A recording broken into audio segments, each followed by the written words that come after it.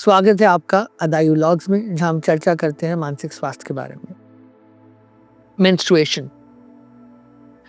Menstruation related stigma, myths, discrimination, खास करके women के प्रति सोशिएटल अप्रोच कि तुम्हारे मूड्स खराब हो जाते हैं, तुम इरिटेबल हो जाते हो, तुम्हारे साथ ये प्रॉब्लम है, इस तरह की चीज होने के कारण pre menstrual dysphoric disorder, pre-menstrual, before the menstrual phase, dysphoric, low grade of depressive features, disorder, बीमारी, इसके लिए लोग हेल्प लेने नहीं जा पाते हैं क्योंकि स्टिग्मा ये है कि उनको लगता है कि हमें ही ब्लेम किया जाएगा, तुम्हारी प्रॉब्लम है और ये तो कोई बीमारी ही नहीं है।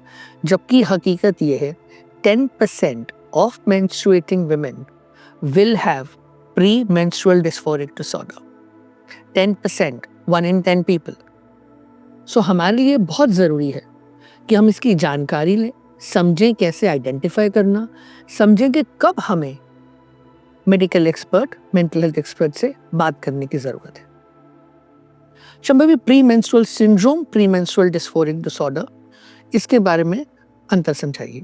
प्रीमेंस्ट्रुअल सिंड्रोम जैसे कि वर्ड कहता है सिंड्रोम है, और प्रीमेंस्ट्रुअल डिस्फोरिक डिसऑर्डर एक मेंटल इलनेस है, डिसऑर्डर है। ये अंतर यहाँ पे आता है कि प्रीमेंस्ट्रुअल डिस्फोरिक डिसऑर्डर जो है वो ज़्यादा सिवियर होता है, वो इम्पेयरमेंट कॉज करता है एंड इसीलिए उसको एक प्रीमेंस्ट्रुअल डिस्फोरिक डिसऑर्डर करता है। जहाँ की प्रीमेंस्ट्रुअल सिंड्रोम जो है वो ऑन एंड ऑफ अकर हो सकते हैं, बट वो जो इम्पेयरमेंट है वो उतनी नहीं, और वहाँ पे ट्रीटमेंट की जरूरत नहीं।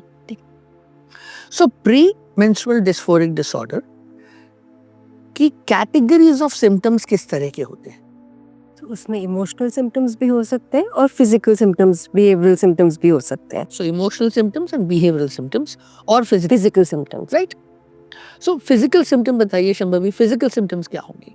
सो फिजिकल सिम्टम्स में जो हम देखते हैं कॉमनली वो ब्लोटिंग सेंसेशन होना, पीरियोडिक क्रैम्प्स होना, एब्डोमिनल क्रैम्प्स होना मतलब पेट में दर्द, ब्रेस्ट टेंडरनेस होना, ब्रेस्ट पेन होना, हेडेक होना, ये सारी चीज़ें हमें कॉमनली देखी जाती हैं। एक्स एंड पेन्स भी हो सकते हैं, बट ये ओवरऑल पिक्चर होती है जो देखी जाती है प्रीमेंस्ट्रुअल सिंड्रोम। और ये इस लेवल पे होगी that it will be causing impairment in functioning, आपकी रोज की दिनचर्या पे इसका असर होगा जी, right? And it may also affect sleep. Yes, it will affect sleep because when you are in so much of distress तो वो ऑब्वियसली स्लीप साइकिल को डिस्टर्ब करेगी। सो फिजिकल सिम्टम्स की बात करी शंभवी ने, सो जो इमोशनल सिम्टम्स और thought related symptoms, behaviour related, उसमें क्या होता है बताइए। सो इमोशनल सिम्टम्स में सबसे पहले मूड में डिसफंक्शन होता है, यानी कि लो मूड रहता है, उदासीनता रहती है, मूड स्विंग्स हो सकते हैं, मूड चेंजेस जब होते हैं तो चिड़चिड़ाहट हो सकती है, गुस्सा आ सकता है जिन बातों पर पहले नहीं आता था, रोना आ सकता है, ज़्यादा आता है जिन बातों पर पहले रोना नहीं आता था।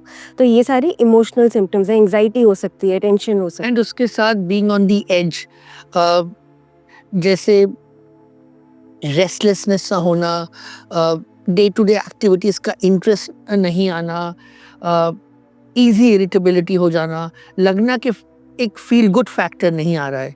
सो ये इमोशनल फैक्टर्स हुए। फिजिकल की आपने बात करी, थॉट्स में क्या चेंजेस आते हैं? थॉट्स में नेगेटिव थॉट्स हो जाते हैं खुद के लिए, जो सेल्फ क्रिटिकल थॉट्स जिसको हम बोलते हैं। सो अपने बारे में हीन भावना आना। हाँ जी, और साथ में कंसंट्रेशन में भी, अटेंशन स्पैन में भी डिफ़िकल्टीज़ हो जाती हैं। Feeling of out of control हो जाता है। जब थॉट्स होते हैं ऐसे लगता है कि ये बहुत ज़्यादा हो गया, अभी मैनेज नहीं हो पाएगा, तो वैसे हेल्पलेसनेस वाले थॉट्स भी आ सकते हैं। और एक सेंसिटिविटी आ जाती है दैट ऐसे ट्रिगर्स जिस पे आप टिपिकली रिएक्ट ना करें पर उस ट्रिगर पे रिएक्शन आ जाए, और कभी कभी वो sensitivity can also be towards perceived rejection of the self. Yes, जो इसका एक सोशल इम्पैक्ट है, राइट? बिहेवियरल सोशल इम्पैक्ट है, उसमें it will start affecting, Roshni, the relationships also.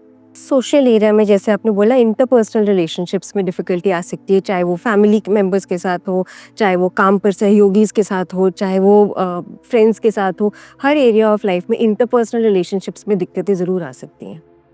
Also Shambhavi, when people come to us for help, they also talk in terms of how they experience appetite-related changes. Sometimes people say कि एक binge episode आ रहा है, overeating हो रही है, nausea वगैरह बहुत feel हो रहा है. That also is seen. Yes, absolutely. So nausea is very common. Nausea हो सकता है, appetite changes जैसे कि आपने कहा, craving for a certain kind of food, more of carbohydrates, more of sweets during this period. There can also be a lot of lethargy and fatigue which one can experience without really getting into too much of exercise or anything. और ये हमारी life को disrupt कर देता है, right? And because ये rhythmically month after month आ रहा है, and the symptoms would be lasting Approximately for about 2 weeks. about 2 weeks. So ये समझना बहुत ज़रूरी है कि we may be talking about a 4 to 5 day cycle, but we are also talking about almost a 2-week period of impairment of functioning, which almost means कि आधा महीना impairment और ये symptoms आ रहे हैं, और ये अगर month on month आ रहे हैं, that's why this is a concern. So DSM-5 TR premenstrual dysphoric disorder को as a diagnosable codable illness मानता है. So that is because of this level of impairment, right? So जो वो एक criteria है to understand that if you were to talk to someone and say कि अगर आपको ये हो रहा हो तो आपको एक एक्सपर्ट की ज़रूरत है, जरा वो आप बताएंगे हमको. तो जैसे पहले हमने बात की कि हमें इमोशनल सिम्टम्स होने की ज़रूरत होती है along with that physical symptoms happening during that time, starting prior 1 week prior to your menstrual period, और फिर वो सिम्टम्स रहते हैं. कुछ सिम्टम्स भले ही कम हो जाते हैं बट इम्पेयरमेंट थ्रू आउट रहती है.